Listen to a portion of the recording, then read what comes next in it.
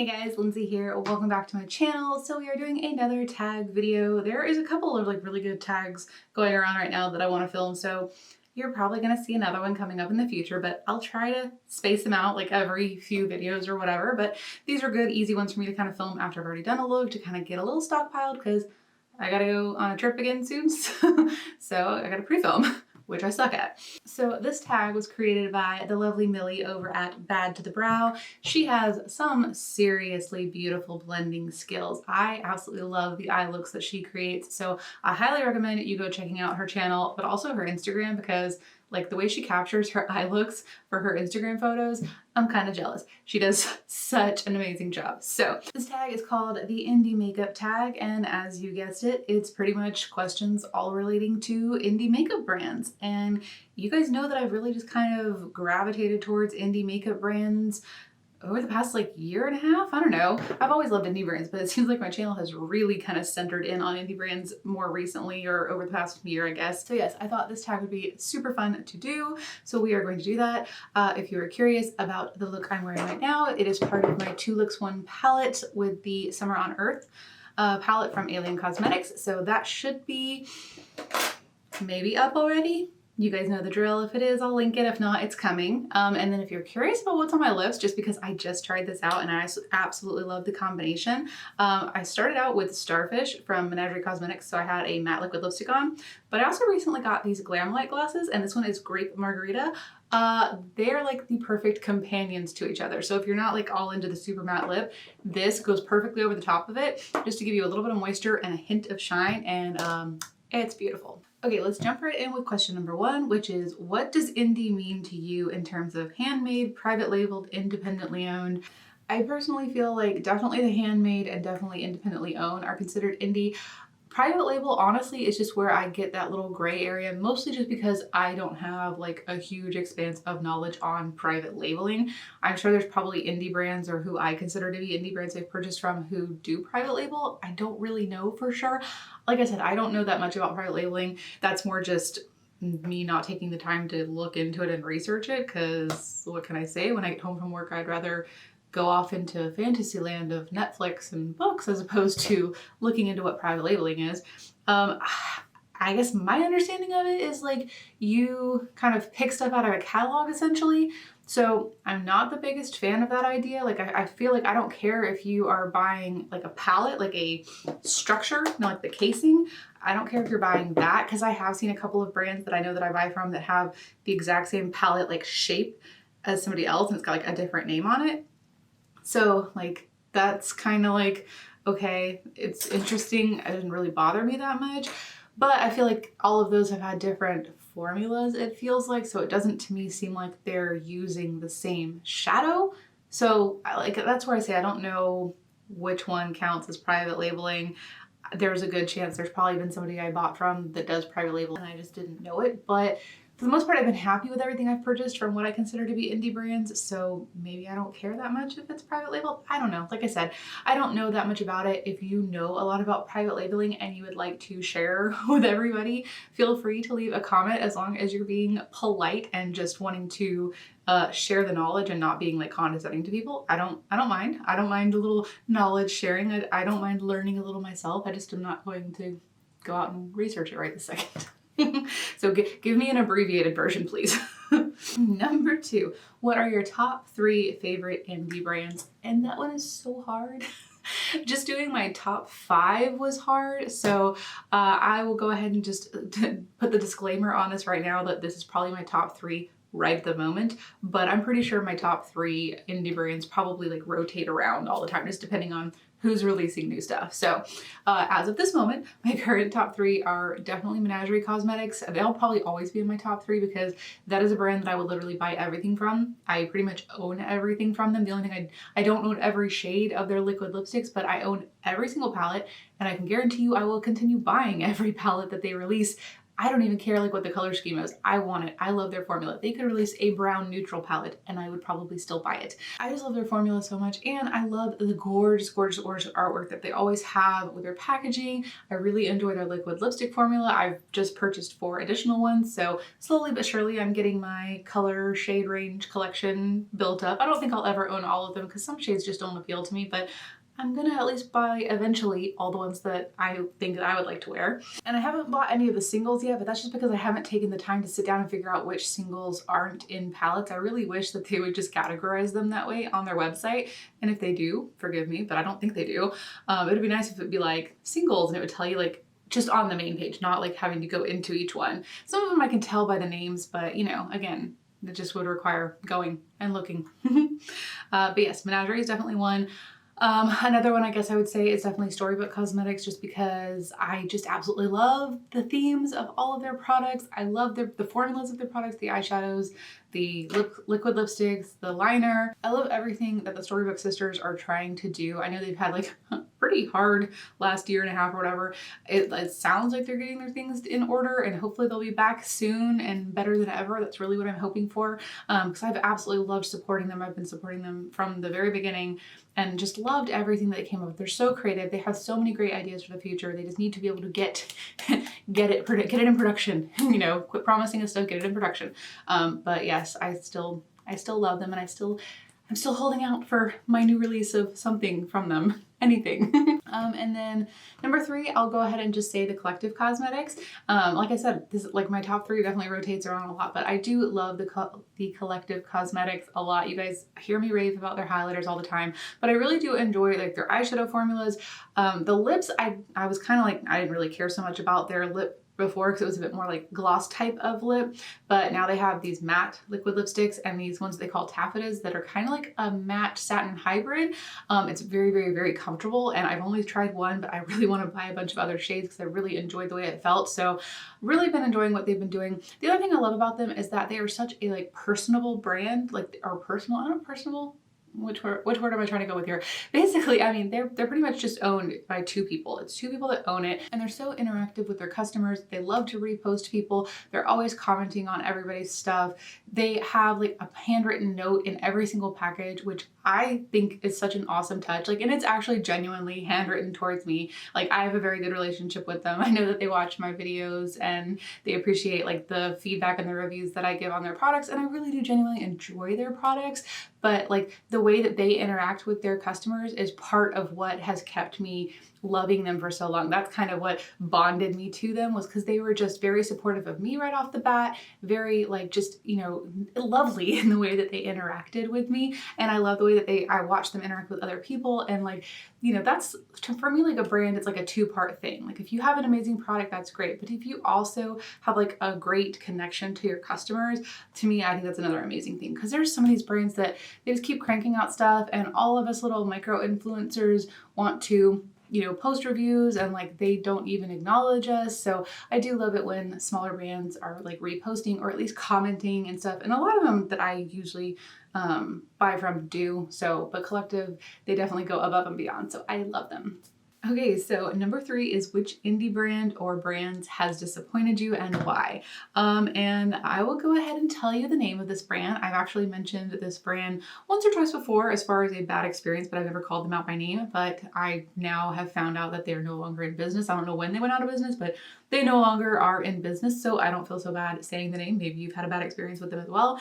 And that would be Tooth and Nail Cosmetics.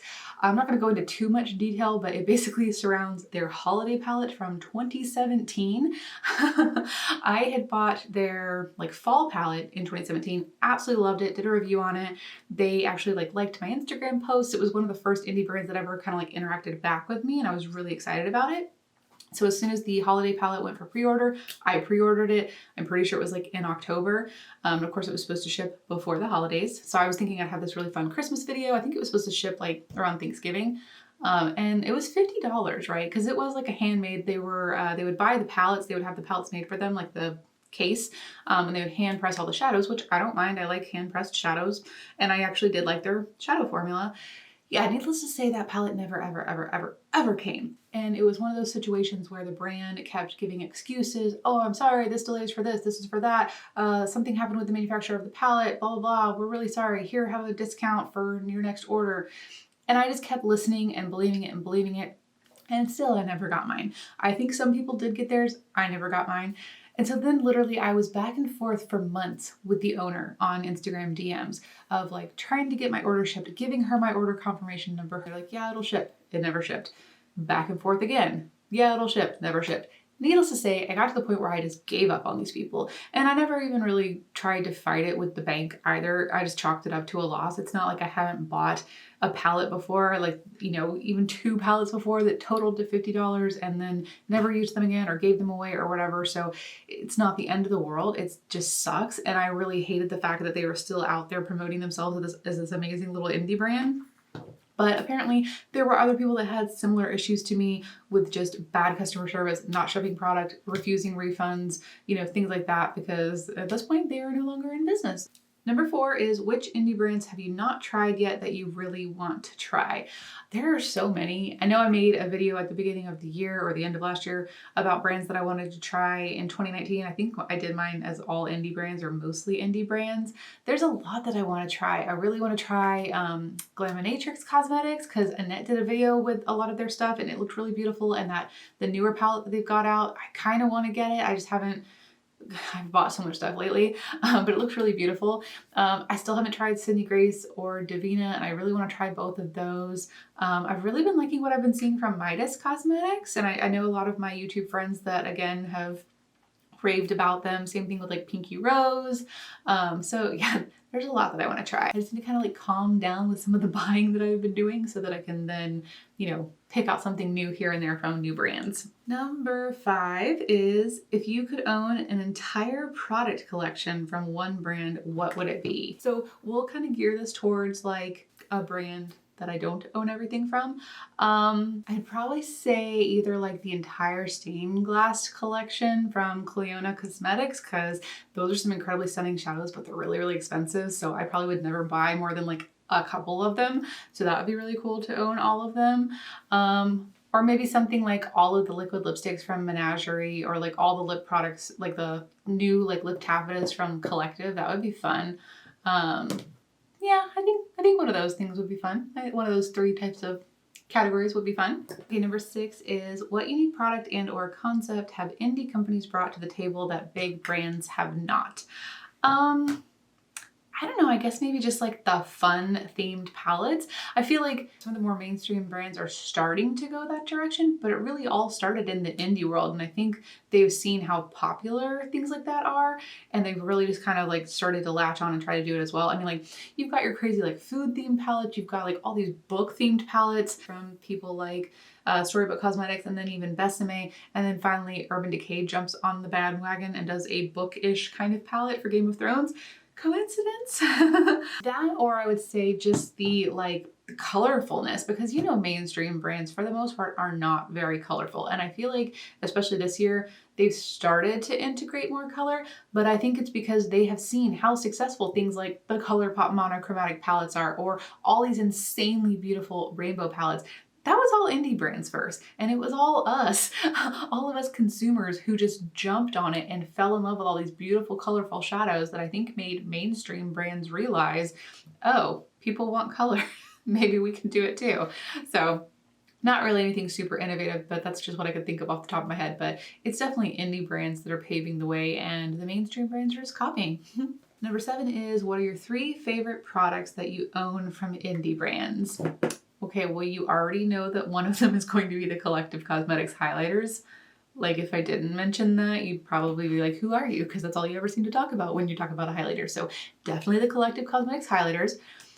Definitely the Menagerie Cosmetics eyeshadow formula, because without a doubt that is one of my favorite eyeshadow formulas. And then I'd probably say like my wand brushes from Storybook Cosmetics, because I am such a Harry Potter nerd, and because I have the original ones and the like updated release ones. I have like the actual like Dumbledore's one, the Elder one, I have Hermione's one.